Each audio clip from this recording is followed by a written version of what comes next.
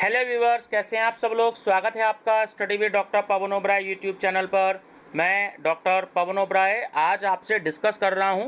देखिए, आज जो डेट है वो 15 सितंबर 2022 है और अभी लास्ट मंथ जो एग्ज़ाम ख़त्म हुए हैं सीसीएस यूनिवर्सिटी मेरठ का एमए सेकेंड ईयर हिंदी का, तो उसमें एक बड़ा ही इंपॉर्टेंट पेपर है हिंदी आलोचना, जो कि कंपलसरी पेपर है जिसका कोड है G333।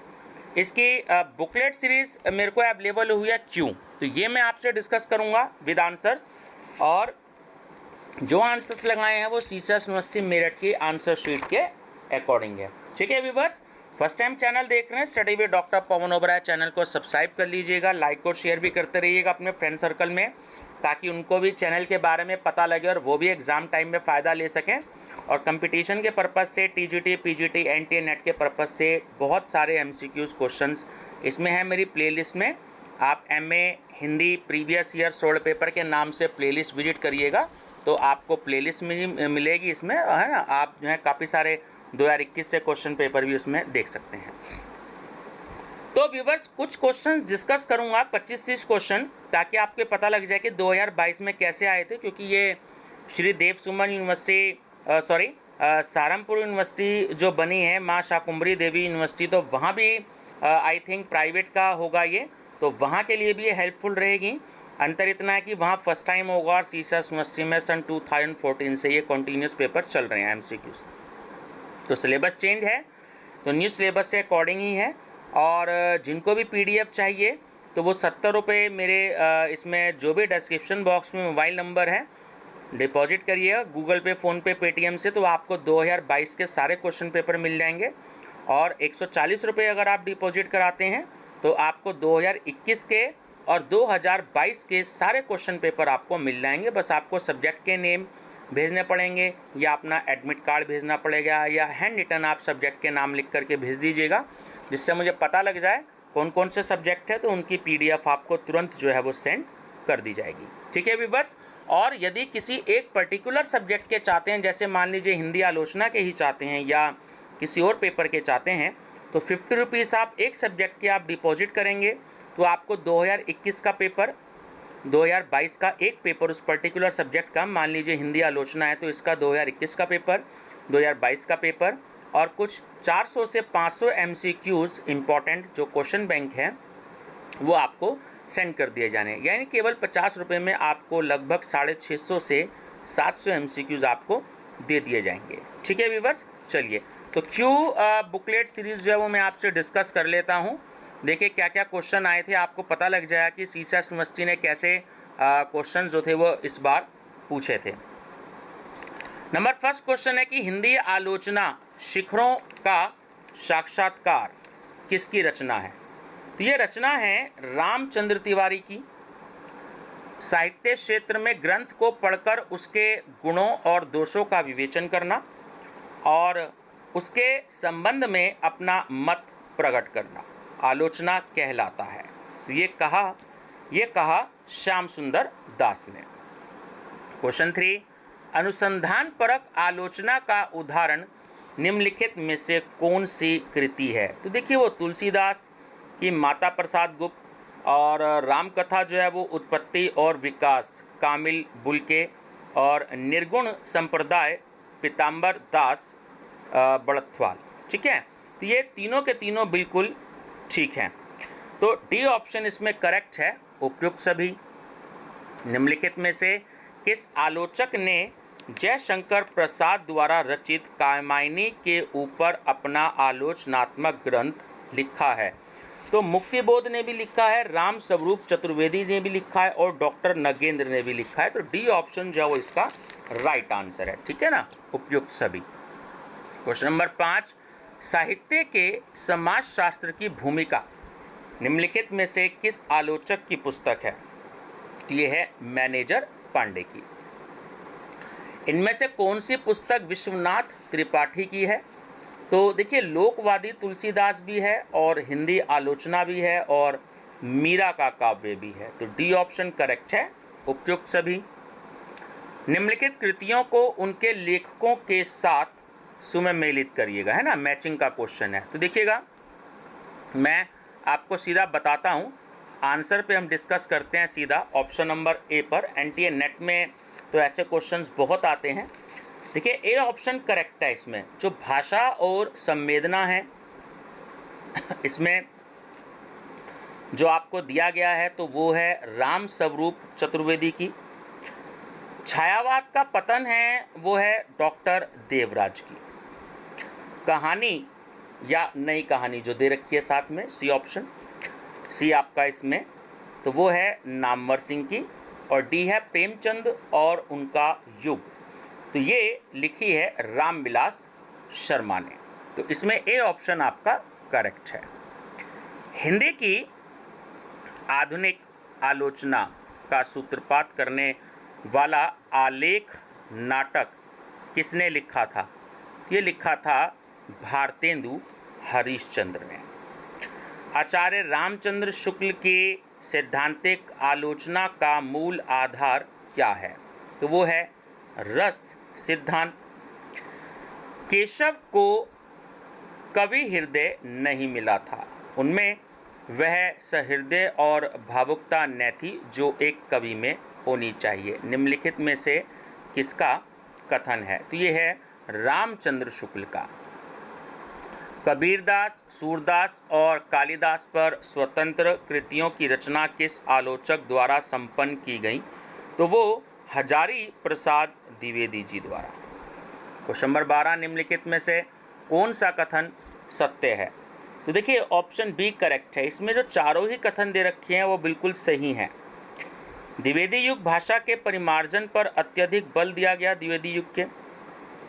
द्विवेदी युग में पाश्चात्य समालोचकों की कृतियों के हिंदी अनुवाद हुए।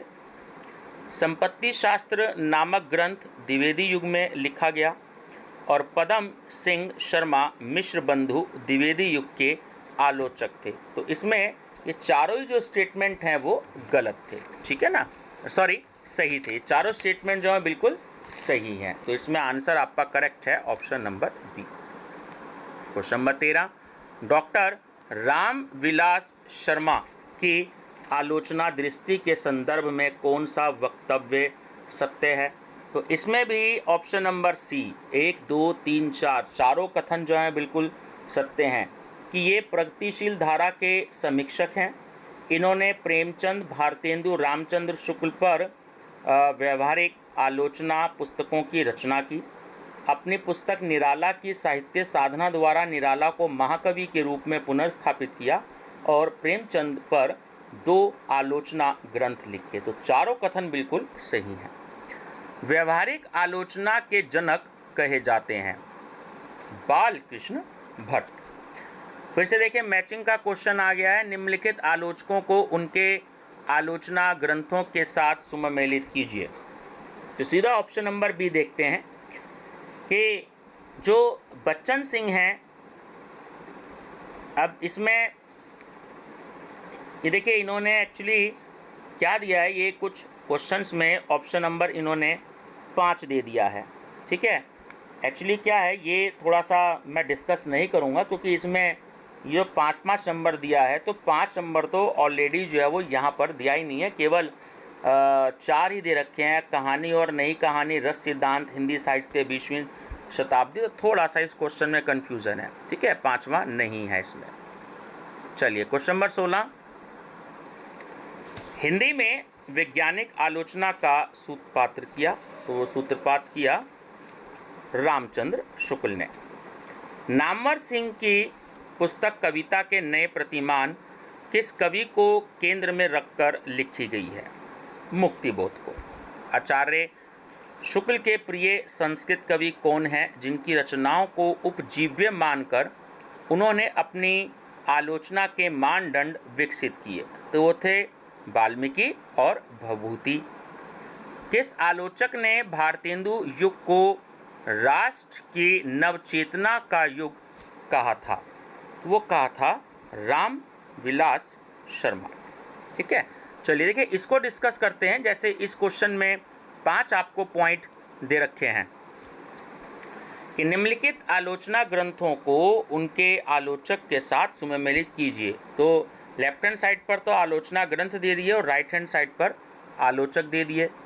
तो अब इसमें जो आपका ए ऑप्शन है विचार और अनुभूति, तो वो है डॉक्टर नागेंद्र की। उसके बाद हिंदी साहित्य का आदिकाल है, वो है हजारी प्रसाद द्विवेदी जी का। उसका सी है प्रगतिशील साहित्य की समस्याएं, तो वो हैं रामविलास शर्मा। और डी है साहित्य सर्जना, तो वो है इलाचंद्र जोशी। ठीक है, इसमें 5 दे रखे हैं तो इसलिए इसको हम डिस्कस कर सकते हैं। ये आपका ऑप्शन नंबर सी करेक्ट है। नेक्स्ट है क्वेश्चन नंबर 21। हिंदी आलोचना को पल्लवित करने में महत्वपूर्ण पत्रिकाओं को उनके संपादकों के साथ सुमेलित करें। अब देखिए फिर से, अब यहाँ पर पत्रिकाएं आ गई हैं और उनके संपादक आ गए हैं। तो जो समालोचक है, तो इसमें ऑप्शन नंबर देखिए ए करेक्ट है, तो वो है चंद्रधर शर्मा गुलेरी की। उसके बाद जो आलोचना है वो है नामवर सिंह की। सी हिंदी प्रदीप जो है वो है बालकृष्ण भट्ट की।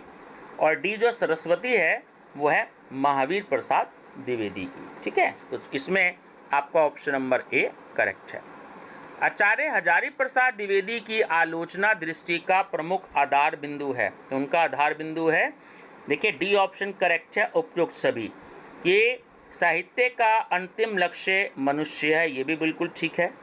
रचना में कथ्य का महत्व अधिक, शिल्प का कम, और परंपरा से चली आ रही धारा, तो डी ऑप्शन करेक्ट है, इसमें उपयुक्त सभी। रामचंद्र शुक्ल की आलोचना दृष्टि के संदर्भ में क्या सत्य है, तो देखिए चारों स्टेटमेंट बिल्कुल सत्य हैं। ऑप्शन नंबर सी करेक्ट है कि उनकी आलोचना का प्रस्थान बिंदु रसवाद तथा लोकमंगल दोनों ही हैं। उन्होंने पारंपरिक रसवाद की जड़ता तोड़ उसे लोकमंगलवाद से संपर्क किया। साहित्य के लिए साधारणीकरण महत्वपूर्ण है और रसात्मकता की मध्य कोटि का तर्क भी प्रस्तुत किया। ठीक है, तो इसमें सी ऑप्शन करेक्ट है। चलिए 2-3 क्वेश्चन और डिस्कस करते हैं इसमें। क्वेश्चन नंबर है आपका 24। जिस प्रकार आत्मा की मुक्तावस्था ज्ञान दशा कहलाती है, उसी प्रकार हृदय की मुक्तावस्था रस दशा कहलाती है, किस आलोचक का कथन है, तो ये है रामचंद्र शुक्ल का। आचार्य शुक्ल ने अपने ग्रंथ रस मीमांसा में रसाभाव को रस की कौन सी कोटि माना है, तो उन्हें मध्यम कोटि माना है। ठीक है व्यूअर्स, तो ये 25 क्वेश्चंस थे, तो मैंने आपको एक आइडिया देने के लिए ये क्वेश्चन डिस्कस कर दिए हैं। देखिए लगभग 40-45 मिनट लग जाते हैं एक पूरे 100 क्वेश्चन की वीडियो बनाने में, तो इतना मेरे पास भी थोड़ा सा समय का अभाव है। मैं भी पूरी बुकलेट नहीं कर पाता, क्योंकि लगभग 250 से ज़्यादा बुकलेट इस समय मेरे पास में अवेलेबल हैं अलग अलग सब्जेक्ट की, तो वो सारी की सारी अपलोड करनी होती है। ठीक है व्यूअर्स, तो बने रहिएगा चैनल पे मेरे स्टडी विद डॉक्टर पवन ओबराय पे। आपको PDF चाहिए तो मैंने आपको वीडियो की स्टार्टिंग में सारी बातें बता दी हैं, तो आप उसको एक बार ध्यान से सुनिएगा। Thank you.